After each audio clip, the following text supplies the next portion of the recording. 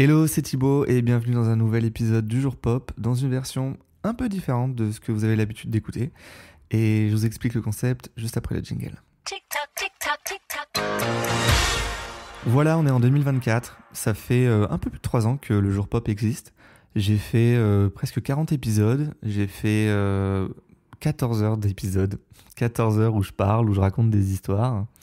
Et vous êtes plusieurs milliers à m'écouter à chaque fois, ce qui est quand même assez ouf et hyper gratifiant aussi. Mais il y a un retour que vous me faites, que je reçois quasiment à chaque épisode, qui est tout de même hyper gratifiant, mais un peu frustrant, je dois vous l'avouer. C'est que vous me dites que c'est trop court. Les épisodes, ils sont trop bien, mais ils sont trop courts. Et des fois, je me dis, ouais, quand même, je passe quand même beaucoup de temps à écrire, à rechercher, à documenter, à faire le montage. Tout est fait maison, hein. J'ai pas de monteur, j'ai pas de gens qui écrivent pour moi. Je fais vraiment tout seul et c'est ce que j'adore faire. Et finalement, des semaines de travail, hein, parce que franchement, un épisode, ça me prend entre 2 et 3 semaines à faire. À la fin, il reste 20 minutes. Et bon, c'est le jeu, hein, c'est le jeu de la création, évidemment. Mais des fois, je me dis, j'ai tellement de choses à raconter et des fois, je me cache un peu aussi, faut le dire, derrière un format qui est très cadré. Et, euh, et en fait, il y a certains d'entre vous qui me suivent depuis la création du Jour Pop, donc depuis 3 ans, mais il y en a peut-être d'autres qui m'ont découvert avec le podcast Farmer. Il y en a peut-être d'autres qui étaient là à ma chaîne YouTube, pour les plus anciens. Et en fait, j'ai jamais trop finalement parlé réellement de ce que j'aimais, de mes ressentis, de mes opinions aussi. J'ai toujours essayé de prendre une distance. Et je me suis dit que là, après presque 40 épisodes du Jour Pop, il était peut-être temps de casser un peu l'armure et d'être un peu plus décontracté, de me sortir d'un format très écrit et d'être un peu sans filet. Ce qui est un peu finalement le concept de beaucoup de podcasts. Mais j'ai jamais pris le format sous cet angle-là. Donc j'avais envie de le faire. Peut-être qu'il y aura qu'un one-shot, peut-être qu'il y en aura d'autres. Ça, c'est vraiment à vous de me dire ce que vous pensez de ce format et de cet épisode. Mais du coup, c'est parti. Voilà. C'est un Jour Pop off. Et si je dois faire une autre intro, parce que le but, c'est d'être vraiment chill, en fait, et d'être un peu sans filet, comme je vous l'ai dit. En fait, l'idée, elle m'est venue parce que je commence à me refaire l'intégrale de Desperate Housewives. Ça faisait quelques temps que j'avais envie de me replonger dans cette série qui m'a vachement accompagné toute mon adolescence. Et il y a genre 8 saisons, je crois. Et donc c'est assez massif, quoi. Je pense que j'en ai pour 6 mois, mais du coup, je m'étais jamais replongé dedans. Et là, j'ai recommencé la série. Et il y a une scène qui m'a vachement parlé, qui m'avait forcément pas parlé à l'époque. C'est avec Brie, le personnage de Brie Van de Camp. Et je crois dans le premier épisode, il y a son mari Rex qui lui demande le divorce. Et Rex, il lui dit en fait, la femme que t'es devenue, c'est pas celle que j'ai épousée. C'est pas cette femme avec ce sourire dont on ne sait pas ce qu'il veut dire. Avec cette coiffure qui ne bouge pas, avec cette perfection permanente. Et en fait, ça m'a vachement parlé parce que je me suis dit que des fois, je cherchais trop à être parfait, à ce que les choses soient hyper cadrées, et en l'occurrence avec le Jour Pop, hyper écrites, hyper réfléchies. Et des fois, ça manquait un peu de naturel et de spontanéité. Alors que dans la vie, en fait, je suis un gars assez spontané, en fait. Mais bizarrement, avec ce podcast, je l'étais pas du tout. Et je me suis dit qu'il était peut-être temps, voilà, de m'accorder ça. Et pour vous qui me suivez depuis quelques temps déjà maintenant, qui êtes plusieurs milliers à m'écouter, comme je l'ai dit, ce qui est quand même, à chaque fois, je vois les chiffres, je me dis, mais en fait, c'est quand même un peu intéressant ce que je raconte. Vis-à-vis de vous, j'avais envie d'être un peu plus sincère, finalement. Non pas que j'ai menti ou quoi que ce soit, hein, mais de plus me livrer sur mon ressenti, mes opinions, ce que j'aime, ce que j'aime pas aussi. Et voilà, c'est tout le concept de ce hors format du jour pop que j'appelle le jour pop off. Voilà, j'ai pris un jour off dans le programme. Et évidemment, le but, c'est de parler de sujets, j'allais dire qu'ils ne méritent pas un jour pop, mais tout peut faire l'objet d'un jour pop, mais d'en parler d'une façon un peu moins cadrée. Et en l'occurrence, là, il y a un sujet qui était évident pour moi, c'est la Star Academy. Ouais, la Star Academy, parce que je me suis vachement pris au jeu de cette saison 2023. J'en ai pas mal parlé sur Instagram et j'ai vu que vous étiez vachement nombreux à me répondre, à interagir aussi à chaque fois que j'en parlais. Et je me suis dit qu'il fallait absolument que je fasse un épisode d'une façon ou d'une autre sur la Starac. Et donc le voici. Je sais pas par où commencer, parce que comme je vous l'ai dit, c'est sans filet. Pourquoi en fait cette saison 2023, moi je l'ai trouvée vraiment géniale, c'est le casting. Clairement, je me suis attaché à tous les élèves de cette promo. Je l'ai trouvé totalement en phase avec ce qu'il fallait. En fait, c'était vraiment ce dont on avait besoin. Et pour tout vous dire, chaque soir, en fait, j'entrais et je me mettais la quotidienne parce que c'était vraiment feel good, en fait. On est quand même dans une actualité qui est quand même claquée, hein, faut se le dire. Il n'y a rien qui va, c'est la merde partout. Et en fait, j'avais besoin d'une bulle, j'allais dire de bienveillance, hors du temps, en fait, clairement. Et voir en fait des jeunes dont la principale préoccupation c'est de savoir s'il va pouvoir chanter le temps des cathédrales ou s'il va pouvoir assurer son duo avec Lara Fabian, en fait ça me fait du bien.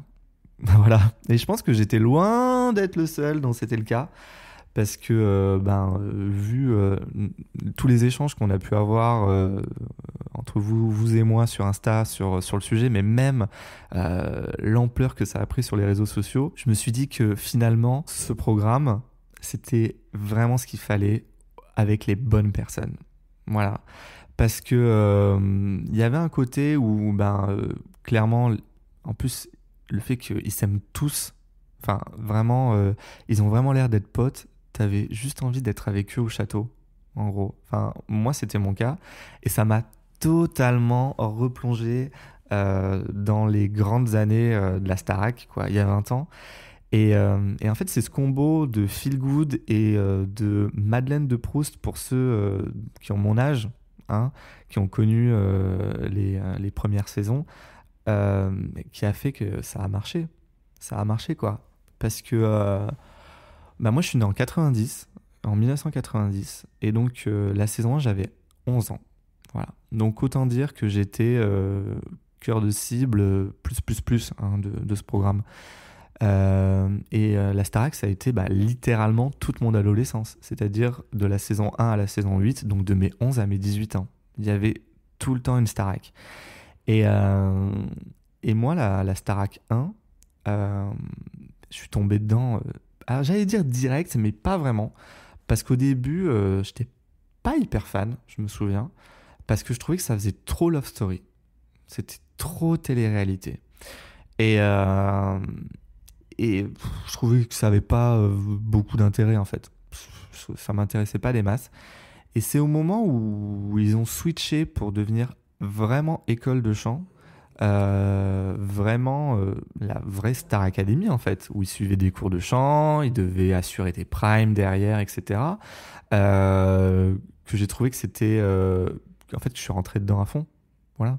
Si vous avez suivi la Starac 1 à l'époque, c'était il y avait trop en fait de côté drama, enfin au début je parle, hein, côté couple avec Jean-Pascal. Je sais pas si vous vous souvenez, mais à un moment Jean-Pascal, je sais plus, il voulait quitter le château, je sais plus quoi, il l'avait emmené à Londres.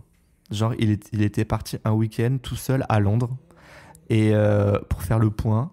Et après il revenait et les téléspectateurs devaient voter pour oui ou non, il devait rester à la Starac.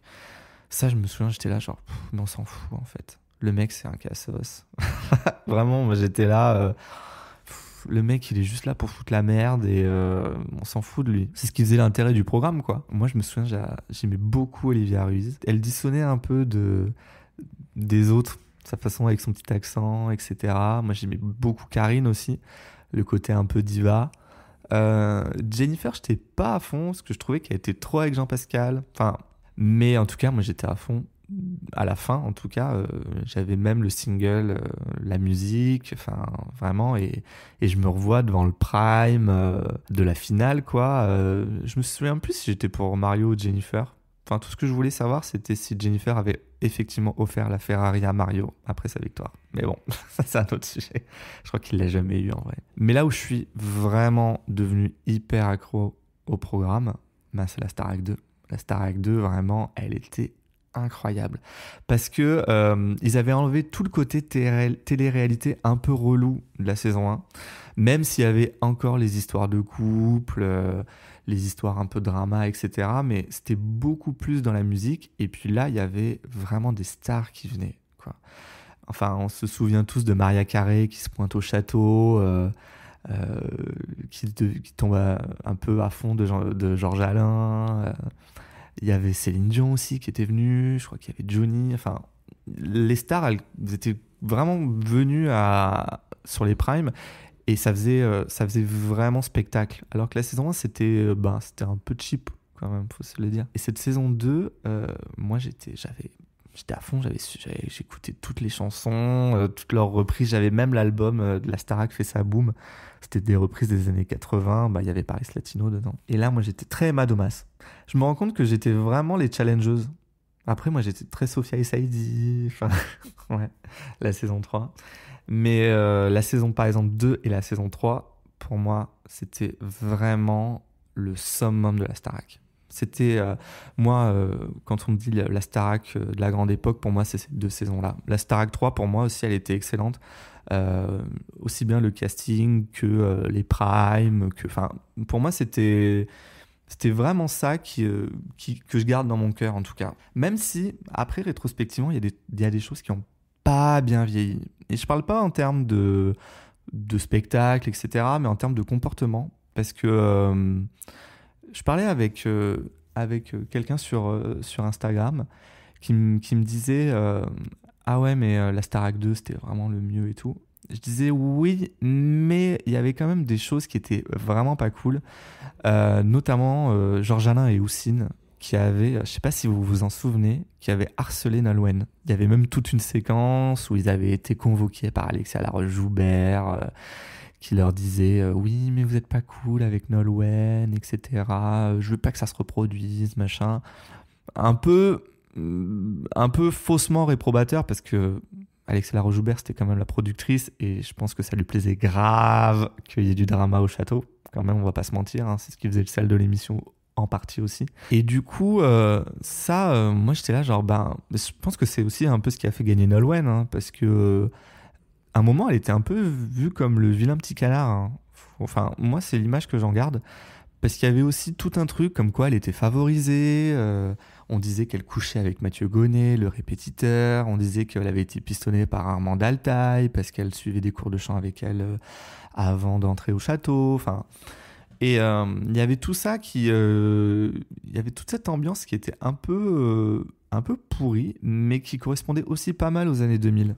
Parce que les années 2000, hein, c'était un peu ça. Hein, c'était un peu aussi de l'humiliation en télé, hein, faut se le dire. Hein.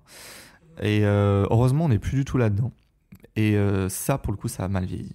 Voilà. Et la saison 3, il y avait eu pas mal de drama aussi. Il y avait Pierre qui avait quitté le Prime en plein... Enfin, qui avait quitté l'émission en plein Prime.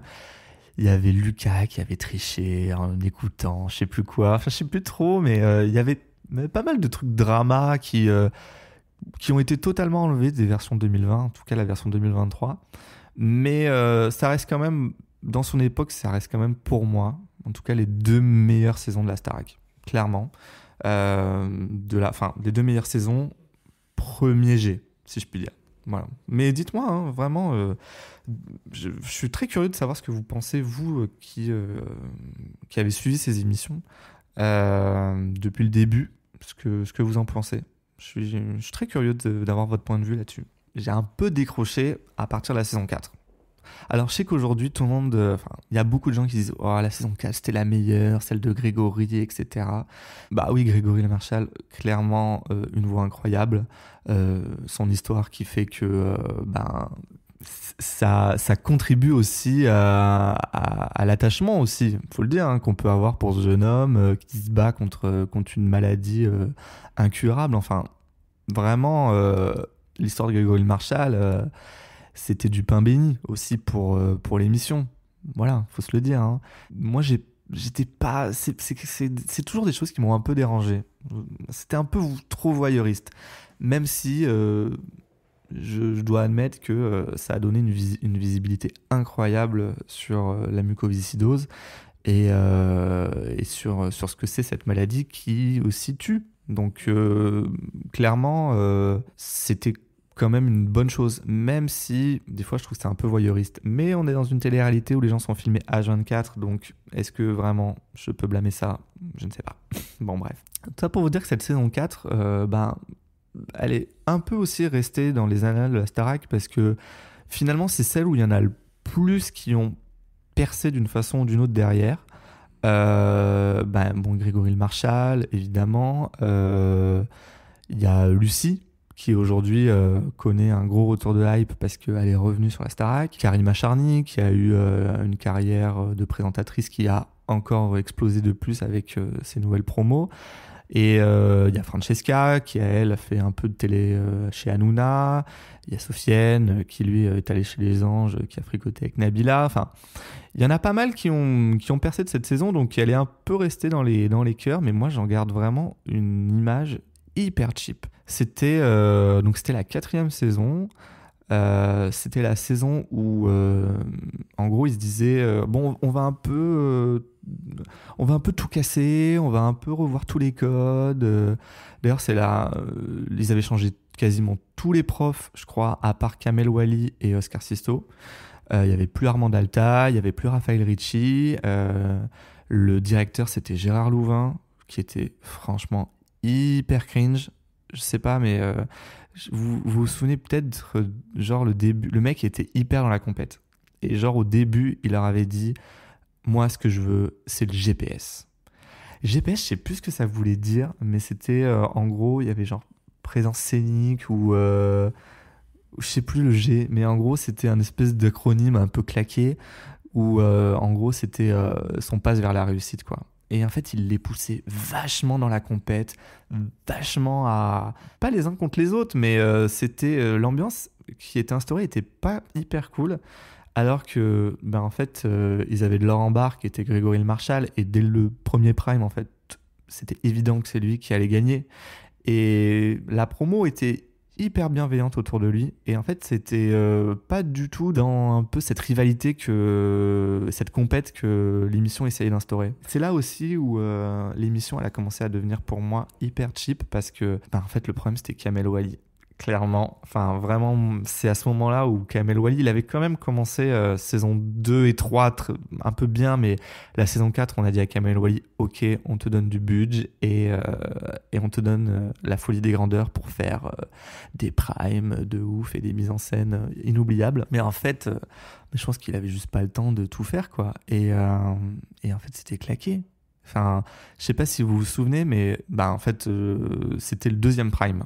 Parce que j'ai regardé sur TF1+, les replays pour vraiment me souvenir que cette séquence n'était pas uniquement dans ma mémoire, mais qu'elle avait vraiment eu lieu. Mais genre, le Prime 2 de la saison 4, Kamel Wally, donc on est genre en septembre, je pense, et Madonna vient de faire son Reinvention Tour à Bercy. Et Kamel Wally, il dit à Nikos, moi je suis allé voir Madonna 3 fois, et j'ai tellement aimé que ça m'a inspiré pour faire une mise en scène de fou. Ok, d'accord. Et en fait, là, il se lance. Et il refait en fait une espèce de version cheap de la séquence des VMA, donc de 2003, donc sans Madonna, sans Madonna évidemment, mais sans les rôles de Britney et Christina, donc avec 2 élèves qui chantent Like a Virgin. Enfin, c'est ni fait ni à faire, franchement. Il y en a une qui descend en rappel avec ses mousquetons en chantant Like a Virgin en version pseudo-sadomaso. À la fin, t'as Oscar Sisto qui débarque en prêtre et qui veut marier Francesca qui chante Hollywood en robe rouge. Enfin, c'est hyper laborieux. On se croirait vraiment dans une kermesse. Mais allez voir, hein, c'est le Prime 2 et c'est vers la fin. Je vous évite de vous retaper tout le Prime. Mais clairement, c'est l'image que j'en ai. Et ensuite, toutes les mises en scène de Kamel Wally, ça a été que ça. Que des trucs hyper cheap. Et je trouve que ça faisait pas quali, en fait. Enfin, je regarde les prestats qu'ils ont fait en 2023. Je trouve que c'est beaucoup plus quali que ce que faisait Kamel Wally à l'époque, hein, vraiment.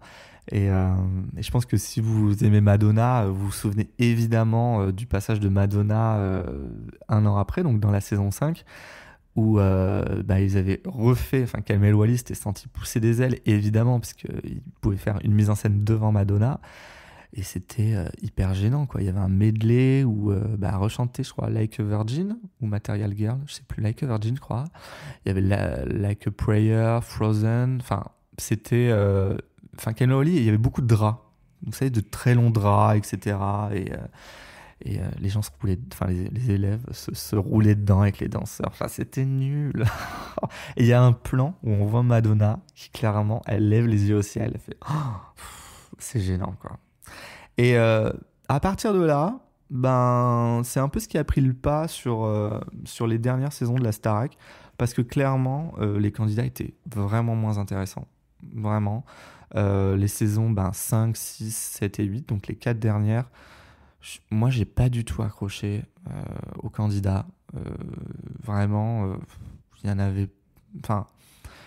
Ils essayaient trop, en fait, de rivaliser avec la nouvelle star, parce que je sais pas si vous vous souvenez, mais à un moment, la nouvelle star, je crois que vers la saison 3 ou 4, excusez-moi, la saison 3 ou 4, la nouvelle star est devenue hyper hype, notamment avec Christophe Willem, avec Julien Doré, pas mal avec Julien Doré, et pas mal avec le jury aussi. Et du coup, ça a un peu ringardisé la Starac. Et du coup, ils sont allés chercher des profils vraiment beaucoup plus différents que ce qui était le sel en fait de l'émission, c'est-à-dire des jeunes qui veulent apprendre à chanter. Il y avait dans la saison 6, je crois, ou la saison 5, il y avait un mec qui s'appelait Pascal, c'était un rocker, il avait genre 37 ans, enfin vraiment rien à voir avec l'ADN du programme, quoi. La saison 7, il y avait Maureen. Maureen, c'était l'espèce de fausse Amy Winehouse avec une voix un peu jazzy. Voilà, enfin, c'était des profils qui correspondaient pas vraiment à l'émission. Et en fait, ils essayaient de prendre des gens qui étaient déjà des artistes pour rivaliser avec la nouvelle star. Et je trouve qu'ils se sont un peu perdus. Mais là où ils ont été un peu sauvés, c'est que en fait, les primes avaient vachement plus de budget. Et que du coup, il y avait vachement de stars qui venaient. Clairement. Enfin, ils ont eu Madonna, ils ont eu Britney, quand même, ce qui est pas rien. Ce qui, je pense aujourd'hui, elle a plus refait de télé depuis en France. Ah, quoi que si, je crois qu'elle avait fait X Factor à l'époque Femme Fatale. Je sais plus. Mais en tout cas, ils avaient eu bien sûr Beyoncé qui est venue plein de fois, même si elle n'a pas le statut qu'elle a aujourd'hui.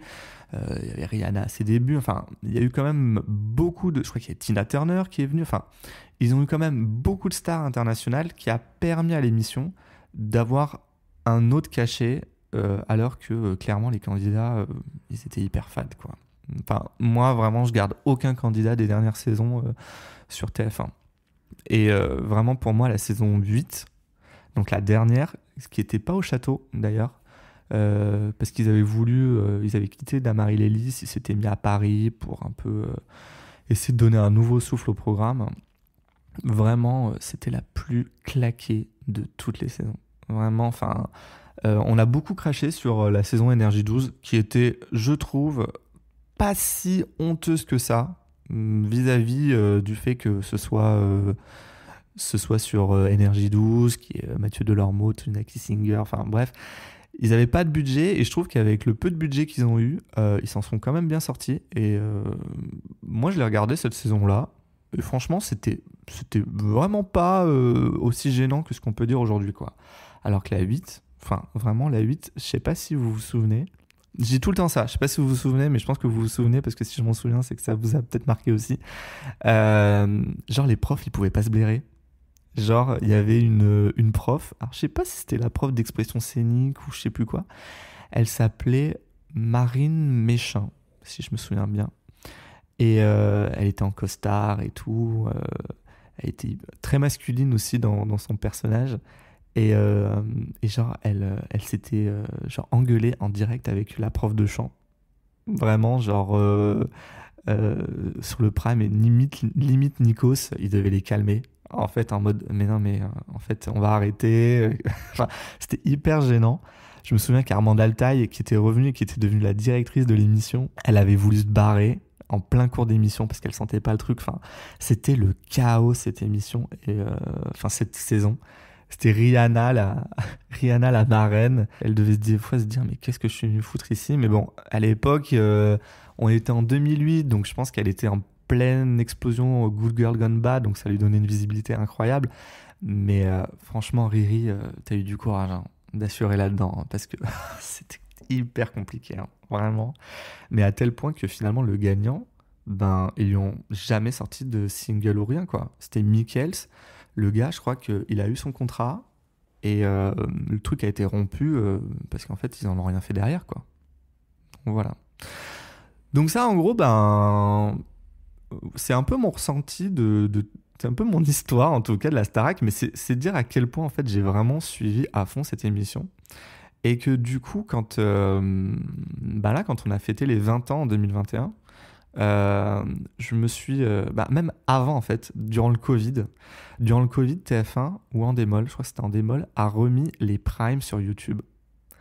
Et meilleure idée en fait, on était tous confinés, on n'avait rien à faire et donc du coup on regardait les primes de la Starac. Enfin en tout cas moi j'en ai regardé. et en fait ça a créé une grosse vibe de nostalgie et ils ont fait cette émission anniversaire genre en 2021, ouais, pour les 20 ans. Et ça a tellement bien marché que du coup, ils se sont lancés pour faire une nouvelle saison qui a eu lieu en 2022. Je vous avoue que j'étais hyper sceptique, clairement hyper sceptique de cette saison, parce que je m'étais dit, mais l'intérêt de la Starac, c'est les stars internationales. Et les stars internationales, aujourd'hui, elles viennent plus faire de promo en France ou en Europe. Suffit de prendre les deux plus grosses pop stars de ces 2-3 dernières années, c'est-à-dire Taylor Swift et Beyoncé.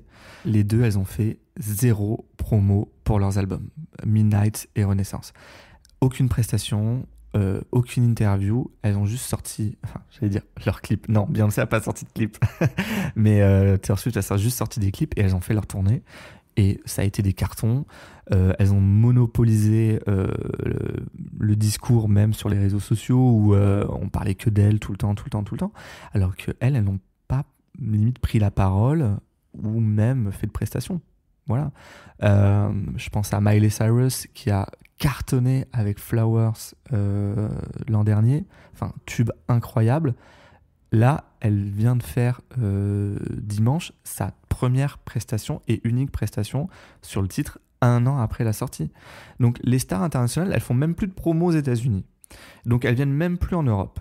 Donc je m'étais dit, mais en fait, aucune star va venir chanter au plateau de la Starac. Clairement, déjà, quand on voit les Energy Music Awards où ils galèrent à avoir des stars, la Starac, ça va être compliqué. Bon, ça va pas louper parce qu'ils ont eu, je crois, juste Robbie Williams et peut-être Lewis Capaldi, quoi. Bon, voilà, c'était pas la folie.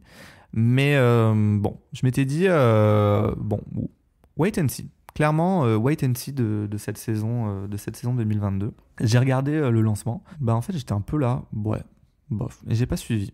J'ai suivi de loin, mais sans suivre cette saison. J'ai pas trop accroché aux personnalités des élèves. Les seuls qui m'ont un peu marqué, c'était Louis et Enola. Voilà, un peu Léa, je crois, pour ceux qui ont suivi. Mais clairement, j'étais pas à fond de cette saison 2022 de la Starac. Et du coup, c'est vrai qu'un peu, elle était très courte. Elle a duré 6 semaines. Donc, clairement, moi, je suis vraiment passé à côté. Et donc, après, ils ont lancé la saison 2023. Et franchement, je vais tout vous dire, j'ai même pas regardé le prime d'ouverture. J'ai même pas regardé parce que j'étais là, genre, la saison 2022 était pas ouf. Voilà. Et puis, j'ai mes collègues qui ont commencé à me dire non, mais jette un œil parce que vraiment, cette saison, ils sont cool, ils sont talentueux, etc. Et j'ai commencé à regarder, je crois vraiment à la 2e semaine ou à la 3e. Et c'est vrai que je me suis vraiment pris au jeu. J'ai trouvé que le Prime, il était quali. Je trouvais que vraiment, ils avaient du talent. Et en fait, je trouvais qu'ils étaient vraiment dans un super good mood, comme je vous l'ai dit au début. Et en fait, je me suis grave pris au jeu. Vraiment. Genre, comme je vous ai dit, tous les soirs, je regardais la quotidienne. Tous les soirs, enfin tous les samedis. Non, tous les samedis, je regardais pas les primes, je regardais dimanche, vite fait en accéléré. Et en fait, je trouvais ça hyper réjouissant. Et en plus, le fait que cette émission, elle fédère de nouveau, c'est ça qui en fait est hyper plaisant. C'est qu'en fait, tu peux en parler avec tes potes, tu peux voir aussi avec les réseaux sociaux, tu peux dire qui est ton favori ou pas. Moi, depuis le début, c'était Pierre, clairement. Et j'ai même dépensé 2 fois 0,99 centimes pour voter pour lui. Et donc, ça a servi puisqu'il a gagné. Mais clairement, moi, j'étais à fond. J'étais à fond de cette saison. Et en fait, l'émission est devenue hyper hype. Parce que quand on voit qu'il y a Jacques Mus qui se pointe et qui dit « Je vais vous habiller pour la finale », que Woodkid aussi fait une presta, fait une masterclass, veut travailler avec les élèves, je me dis que l'émission, elle a vraiment retrouvé ses lettres de noblesse, mais comme jamais. Parce qu'il y a quand même le double revers de la médaille, si je puis dire, c'est que d'un côté, on a des artistes et des stars en fait qui ont grandi avec l'émission, parce que Jacques Mus, il a mon âge, Woodkid, je crois qu'il doit avoir 40 ans, donc en fait l'émission, elle a aussi fait partie de leur adolescence, donc il y a aussi un petit côté Madeleine de Proust pour eux, et donc ils ont aussi envie ils n'ont pas de honte même à participer à l'émission. Et je trouve que c'est ce double mélange entre une nouvelle génération, un super casting avec des jeunes qui sont hyper simples en fait, vraiment hyper accessibles. Enfin, j'ai vu un TikTok la dernière fois sur l'évolution de leurs abonnés sur Insta. Aujourd'hui, ils sont tous à plus de 200K, mais ils ont tous commencé, ils en avaient 2000. Enfin, vraiment, c'était des gens lambda, quoi. Et qui sont aujourd'hui devenus des stars. Enfin, regardez Pierre, quoi. Pierre, je crois qu'il a 800 ou 900 000 abonnés sur Insta. Enfin, c'est considérable, en fait, l'impact qu'a eu cette saison. Et on est clairement dans le fait qu'on a fait des stars. Enfin, vraiment, des gens lambda sont devenus des stars. Et c'est ça, en fait, je trouve, qui fait le fait que cette émission, cette saison, en l'occurrence, est vraiment réussie, parce que ils ont réussi à combiner l'ADN original de l'émission avec en la mettant en fait à la sauce 2024, avec des jeunes de 2024. Et clairement en 2024, j'ai quand même des places pour aller voir Taylor Swift, Coldplay et Mylène Farmer, mais le concert que j'attends le plus, c'est la Star Academy le 15 mars à la Alton et Garnier. Enfin, vraiment, je vais pas vous mentir, hein, parce que vraiment, mais j'attends que ça, quoi. J'attends que ça. Et puis là, j'ai regardé Pierre, qui était dans le quotidien et qui a chanté Ce qu'on était, donc son single. On connaît tous la chanson par cœur, et je crois que du coup, elle sort aujourd'hui. Et la chanson est déjà un tube, et c'est ça qui fait encore plus l'alignement parfait des planètes. C'est-à-dire que le gars qui a gagné, c'est un mec hyper humble, hyper normal en fait. T'as juste envie, en fait ça pourrait être ton pote, clairement. Et c'est ça qui est aussi hyper dans l'air du temps, parce qu'aujourd'hui, les stars de la pop, c'est plus des gens inaccessibles comme pouvait l'être Madonna, comme pouvait l'être Mylène Farmer, ou peut-être Lady Gaga. Lady Gaga était un peu dans cet entre-deux, entre une superstar et une pote accessible. La seule, en fait, qui arrive à créer ça, c'est Beyoncé, mais parce que Beyoncé, elle a 25 ans de carrière et elle a instauré ce statut-là de diva un peu intouchable. Mais pourquoi, en fait, Taylor Swift, elle cartonne autant ? Parce que Taylor Swift, eh ben, on s'identifie à elle. Taylor Swift, on a l'impression de pouvoir être ami avec elle, clairement, parce que elle écrit ses chansons sur ses relations, sur ses ressentis, sur sa vie, et c'est assez, elle parle de choses assez universelles. Et Taylor Swift est hyper dans l'époque, et Pierre, il est hyper dans l'époque aussi. Voilà. Et il se trouve que ce gars, il est auteur-compositeur, il a fait cette chanson avec des potes à lui, avant la Starac. Il l'a chanté un peu au début, etc. Et puis, la production, en tout cas, a très bien scénarisé, en tout cas, à la fin de l'émission. C'est-à-dire que tout était fait pour que mettre en avant cette chanson qui était déjà devenue virale sur TikTok.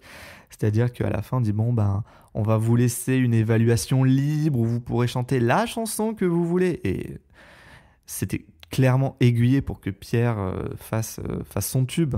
Et c'est ce qu'il a fait. Voilà. Et après, il y a cette séquence avec Dadju qui est vraiment géniale. Et on m'a demandé en plus ce que j'en pensais sur Insta. Est-ce qu'on pensait que c'était manigancé ou pas? La réponse, c'est oui et non. Je pense que Dadju a clairement eu un gros coup de cœur pour le titre. Et puis on le voit quand il est venu le chanter avec Pierre.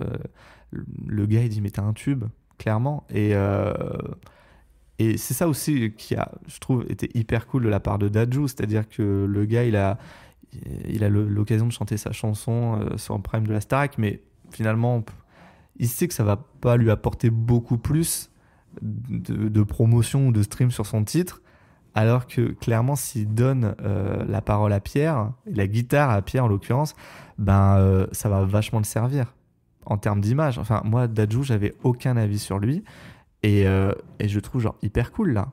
Et puis évidemment, ce qui fait que c'était quand même un peu préparé, c'est que Dadju il dit bon je te fais j'ai envie de chanter du Pierre, et puis là il y a l'assistant du Prime qui apporte la guitare et le pied de micro, donc oui c'était quand même préparé, mais c'était, je pense, réellement spontané, parce qu'on voit que Nikos, il est clairement pas au courant, il est encore dans les loges à faire je sais pas quoi, parce qu'il dit je suis dans les coulisses, qu'est-ce qui se passe? Enfin, c'est lunaire le truc, mais c'est un vrai moment de télé, et c'est hyper cool.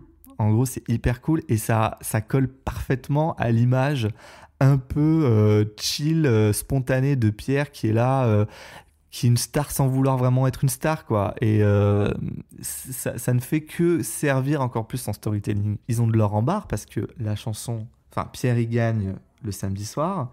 La chanson, elle est déjà prête. La chanson, elle demande pas non plus masse de programmation ou d'arrangement. Enfin, c'est une guitare-voix, clairement, et ça suffit comme ça. Et puis, et là, elle sort 4 jours après. Donc, clairement, meilleur timing. Une chanson originale qui est déjà un tube avant sa sortie. Enfin, vraiment, là, Pierre, il est parti pour devenir un des meilleurs gagnants de la Starac, avec Jennifer Nolwenn et Grégory Le Marchal. Clairement. Là, du coup, je vais les voir le 15 mars. Mais je pense que ça va être le feu. Enfin, là, du coup, on y va à plusieurs avec des potes. On est déjà au bout de nos rêves. Enfin, vraiment.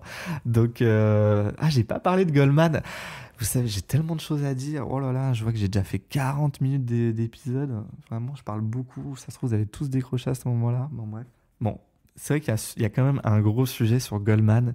Mais je sais pas si je me lance dedans, parce que là, du coup, ça va faire 1 heure d'émission. Mais bon, j'ai quand même envie de le dire, parce que j'en ai parlé sur Insta et ça fait vachement réagir. Mais Michael Goldman, ok, il est grave cool et tout, mais il a quand même vachement forcé pour mettre des chansons de son daron dans les primes et les quotidiennes. J'ai quand même fait mon Mediapart, Maëlys Lucet. J'ai regardé les chansons des primes, à part le prime de Noël, où c'était les anciennes promos qui venaient chanter. Il y a eu au moins 2 chansons de Goldman à chaque prime. C'est ouf. Et à la finale, il y en a eu 4. En plus avec l'hymne, hein. C'est-à-dire, bon, l'hymne, il n'était pas chanté tout le temps, hein. Des fois, par exemple, ils n'ont pas chanté l'hymne, mais ils ont chanté Envole-moi. Enfin, donc, je sais pas les magouilles qu'ils ont fait, mais là, il a fait le gros forceur, Michael Goldman. Donc, je pense qu'avec à la tournée, je suis sûr qu'il va y avoir plein de chansons de Goldman. Ça va être abusé. Mais bon, écoutez, c'est le jeu.